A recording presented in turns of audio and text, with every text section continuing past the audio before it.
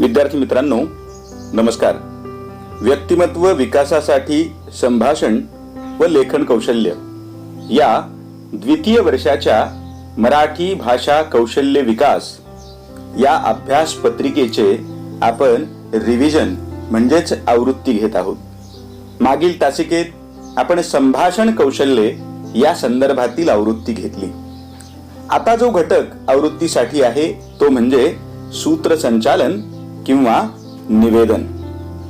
सर्वप्रथम आपण सूत्रसंचालन, निवेदन आणि उद्घोषणा या तीन संकल्पना समजून घेऊ. सर्वप्रथम सूत्रसंचालन. कार्यक्रम गतिमान करण्यासाठी वेळेची मर्यादा राखत समर्पक शब्दात टप्प्याटप्प्याने केलेले निवेदन म्हणजे सूत्रसंचालन होय. मित्रांनो, सूत्रसंचालन या शब्दात सूत्र अधिक संचालन असे दोन शब्द आहेत, ज्यामधील सूत्रचा अर्थ सूत, धागा, नियम किंवा तत्व असा होतो, तर संचालन म्हणजे एखाद्या व्यवहाराबद्दल मार्गदर्शन करण्याची क्रिया. याची आणखी एक व्याख्या आपणाला अशी करता येईल: एखाद्या कार्यक्रमाची मांडणी किंवा रचना करण्यासाठी ठराविक सूत्रानुसार मार्गदर्शन करण्याची क्रिया म्हणजे सूत्रसंचालन. दुसरी संकल्पना निवेदन. सूत्रसंचालन व निवेदन हे अनेक बाबतीत समान अर्थाने म्हटले जाते. सूत्रसंचालन ही संकल्पना संपूर्ण कार्यक्रमाशी निगडीत असते, तर निवेदन हे कार्यक्रमातील एखाद्या भागाचे असू शकते. त्यामुळे एका भागाच्या निवेदनास सूत्रसंचालन म्हणता येणार नाही. कार्यक्रमात केलेल्या छोट्या छोट्या निवेदनास एकत्रितपणे सूत्रसंचालन म्हणता येईल, परंतु निवेदन शैलीचा विकास हाच एकूण सूत्रसंचालनाच्या विकासाशी निगडीत आहे. पुढची संकल्पना उद्घोषणा. एखाद्या कार्यक्रमात किंवा सार्वजनिक ठिकाणी उपस्थित श्रोतृवर्गाला म्हणजे श्रोत्यांना विशिष्ट सूचनांचे आकलन व्हावे यासाठी स्पष्ट, अस्खलित, नम्र भाषेत केलेले आवाहन म्हणजे उद्घोषणा. मित्रांनो, सूत्रसंचालन, निवेदन आणि उद्घोषणा या तीन संकल्पना समजून घेतल्यानंतर आता आपण थोडक्यात सूत्रसंचालनाचा इतिहास समजून घेऊ. मित्रांनो, पूर्वी सूत्रसंचालनाचे कार्य सभेचा अध्यक्ष करत असे, पण पुढे एकूणच कार्यक्रमाच्या रचनेला हे स्वरूप बाधक ठरू लागल्याने सूत्रसंचालक ही स्वतंत्र भूमिका तयार करण्यात आली. विद्यार्थी मित्रांनो, आपण वेगवेगळ्या कार्यक्रमांच्या माध्यमातून सूत्रसंचालनाचे निरनिराळे प्रकार, त्याचे स्वरूप या सगळ्या गोष्टींचा अगोदरच अभ्यास केलेला आहे. आपणाला अनुभव देखील आहे. तुमच्यापैकी अनेकांनी सूत्रसंचालन देखील केलेले असेल. आपण उत्कृष्ट सूत्रसंचालकाची गुणवैशिष्ट्ये कोणती असतात हे समजून घेऊ. पहिल्यांदा आपण हे लक्षात घेतलंच असेल की सूत्रसंचालन करणाऱ्या व्यक्तीला सूत्रसंचालक असे म्हटले जाते. संपूर्ण कार्यक्रमात वेळेची मर्यादा सांभाळत कार्यक्रमातील विविधता एका सूत्रात बांधून उत्स्फूर्तपणे शब्दयोजना व शिस्त देत सूत्र सांभाळणाऱ्या व्यक्तीला, स्त्री किंवा पुरुष कुणीही असो, सूत्रसंचालक असे संबोधले जाते. उत्कृष्ट सूत्रसंचालकाची गुणवैशिष्ट्ये. क्रमांक 1, समृद्ध शब्दसंपत्ती असण्यासाठी तो भरपूर वाचन करणारा असावा. क्रमांक 2, सुस्पष्ट आवाजात ओघवत्या भाषा शैलीच्या आधारे कार्यक्रमातील दोन दुवे जोडताना त्याला किंवा तिला शब्दांचा पूल बांधता यायला हवा. क्रमांक 3, प्रेक्षकांशी सुसंवाद साधणारा असावा. क्रमांक 4, त्याचे किंवा तिचे ज्ञान अद्ययावत असावे. त्यासाठी रोजची वर्तमानपत्रे अवश्य वाचावीत. क्रमांक 5, प्रसन्न व्यक्तिमत्व व नम्र भाषा असावी. क्रमांक 6, आत्मविश्वासाने व निर्भीडपणे बोलणारा असावा. क्रमांक 7, कार्यक्रमात निर्माण होणाऱ्या परिस्थितीशी समायोजन साधणारा असावा. क्रमांक 8, कलात्मक व सौंदर्यात्मक दृष्टी असणारा असावा. क्रमांक 9, आधुनिक तंत्रज्ञानाशी जुळवून घेणारा असावा. उदाहरणार्थ माईक बद्दलचे ज्ञान, जसे वेगवेगळे माईक हाताळण्याची पद्धत व त्यावर बोलण्याचा सराव, कॅमेऱ्यासमोर निर्भीडपणे बोलण्याची योग्य पद्धत. क्रमांक 10, कार्यक्रमाचा दर्जा एका विशिष्ट उंचीवर नेऊन ठेवणारा असावा. हे उत्कृष्ट सूत्रसंचालकाच्या अंगी कोणकोणते गुण असावेत याची थोडक्यात यादी आहे. मित्रांनो, पुढच्या टप्प्यामध्ये ज्याला कार्यक्रम पत्रिका म्हटले जाते त्या मुख्य कार्यक्रम पत्रिकेचा नमुना आपण समजून घेऊ. कुठलाही कार्यक्रम हा जेव्हा होणार असतो अगोदर त्याचा आराखडा आखून घ्यावा लागतो. म्हणजे मोठ्या इमारतीच्या बांधकामासाठी अगोदर त्या इमारतीची रचना संरचना कशी असेल हे जसे आराखड्याच्या माध्यमातून आखून घेणे महत्वाचे असते, तसेच कोणत्याही कार्यक्रमाचा आराखडा कार्यक्रम पत्रिकेच्या किंवा रूपरेषेच्या माध्यमातून आखून घ्यावा लागतो. यासाठीचे सर्वसाधारणपणे 10 मुद्दे आपण लक्षात घेऊ. मुख्य कार्यक्रम पत्रिका तयार करणे किंवा कार्यक्रम पत्रिकेचा नमुना. क्रमांक 1, मान्यवरांचे आगमन. क्रमांक 2, दीप प्रज्वलन व प्रतिमा पूजन. क्रमांक 3, ईश स्तवन व स्वागत गीत.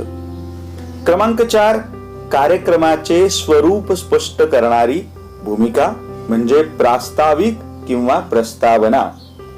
क्रमांक 5, पाहुण्यांचा परिचय. क्रमांक 6, प्रत्यक्ष स्वागत. क्रमांक 7, मनोगते. क्रमांक 8, प्रमुख पाहुण्यांचे भाषण किंवा मार्गदर्शन. यामध्ये जितके पाहुणे असतील त्याप्रमाणे आपणाला पाहुण्यांचं मार्गदर्शन भाषण घ्यावं लागेल. क्रमांक 9, अध्यक्षीय भाषण. आणि क्रमांक 10, आभार. अर्थात काही कार्यक्रमांमध्ये आभार झाल्यानंतर राष्ट्रगीताने किंवा पसायदानाने कार्यक्रमाची सांगता होत असते. या दृष्टिकोनातून तिथे राष्ट्रगीत किंवा पसायदान असा पण एक टप्पा हा वाढवता येऊ शकतो. मित्रांनो, खरं तर ही सगळी कौशल्ये थिअरीच्या रूपामध्ये आपण जरी समजून घेत असलो तरी प्रत्यक्ष अनुभव जसा आपणाला यायला लागतो, आपण कार्यक्रमांचं सूत्रसंचालन करायला लागतो, तसं तसं आपणाला या घटकाचं नीटपणानं आकलन म्हणजे अंडरस्टँडिंग व्हायला लागतं. आता आपण सूत्रसंचालनाचे जे सर्वसाधारणपणे प्रकार पडतात त्या प्रकारांकडे वळूयात. नंतर सूत्रसंचालनामध्ये आवश्यक असणारे जे वेगवेगळे गुण आहेत त्या गुणांचा आपण विचार करूया. अगोदर सूत्रसंचालनाचे प्रकार. खरं तर व्यक्ती तितक्या प्रवृत्ती किंवा प्रकृती या न्यायाने कार्यक्रम तितके सूत्रसंचालन असे आपणाला म्हणता येण्यासारखे आहे. पण तरीही सर्वसाधारणपणे वेगवेगळ्या कार्यक्रमांमध्ये सूत्रसंचालन करत असताना कार्यक्रमाच्या स्वरूपानुसार त्याचे जे प्रकार पडले आहेत त्यातल्या ठळक प्रकारांचा आपण आढावा घेऊ. पहिला प्रकार, व्याख्यानाचे सूत्रसंचालन. दुसरा प्रकार, संगीत सभेचे सूत्रसंचालन. तिसरा प्रकार, स्नेह संमेलनाचे, मग ते शाळेचे असो किंवा महाविद्यालयाचे असो, स्नेह संमेलनाचे सूत्रसंचालन. क्रमांक 4, पुस्तक प्रकाशन सोहळ्याचे सूत्रसंचालन. क्रमांक 5, पुरस्कार वितरण सोहळ्याचे सूत्रसंचालन. क्रमांक 6, संवादाचे किंवा खुल्या कार्यक्रमाचे सूत्रसंचालन. क्रमांक 7, राजकीय सभेचे सूत्रसंचालन. क्रमांक 8, बैठकीचे सूत्रसंचालन. क्रमांक 9, शोक सभेचे सूत्रसंचालन. म्हणजे एखाद्या व्यक्तीचे निधन झाल्यानंतर त्याच्या प्रती शोक प्रकट करण्यासाठी जी सभा आयोजित केलेली असते त्या ठिकाणी करावयाचे सूत्रसंचालन. क्रमांक 10 शासकीय कार्यक्रमाचे सूत्रसंचालन आणि क्रमांक 11 मुलाखतीचे सूत्रसंचालन. आता या प्रकारांबरोबरच प्रत्यक्ष कार्यक्रमाचे सूत्रसंचालन आणि दूरदृश्य प्रणालीच्या माध्यमातून घेण्यात येणाऱ्या आभासी कार्यक्रमाचे सूत्रसंचालन असेही त्याचे प्रकार पाडले जात आहेत. सूत्रसंचालकाच्या अंगी असणाऱ्या वेगवेगळ्या गुणांचा आपण विचार केलाच, पण सूत्रसंचालन ही एक स्वतंत्र कला म्हणून त्यासाठी कुठले कुठले महत्वपूर्ण या स्वरूपाची गुणवैशिष्ट्ये लागत असतात त्यांचाही आपण विचार करू. या निमित्ताने आपणाला सूत्रसंचालन या कलेचे स्वरूप स्पष्ट व्हायला मदत होईल.